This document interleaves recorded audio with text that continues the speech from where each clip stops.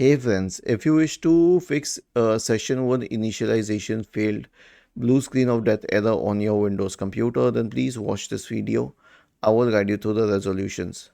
The first solution is to update Windows.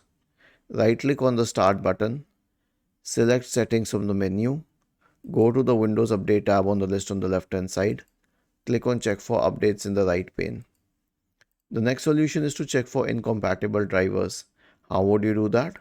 Search for Device Manager in the Windows search bar and open Device Manager. Expand. Now, so first of all, check this list. Do you see any yellow exclamation mark next to any driver? If yes, expand it. Right click on the driver and then select Update Driver first. You'll try updating it. If that doesn't help, then right click and uninstall it and then select Uninstall. Click on action and scan for hardware changes.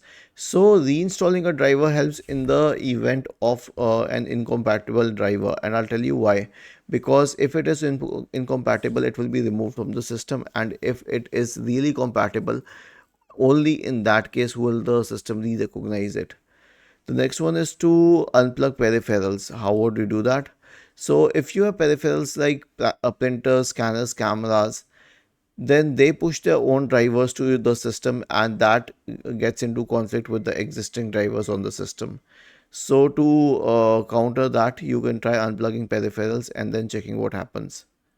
The next solution is an SFC scan. Search for command prompt in the Windows search bar and click on run as administrator in the right pane.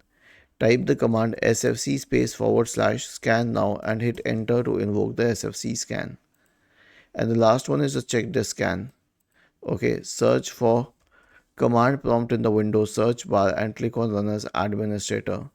Type the command chkdsk space / r space / f. Hit enter. Press Y again and hit enter.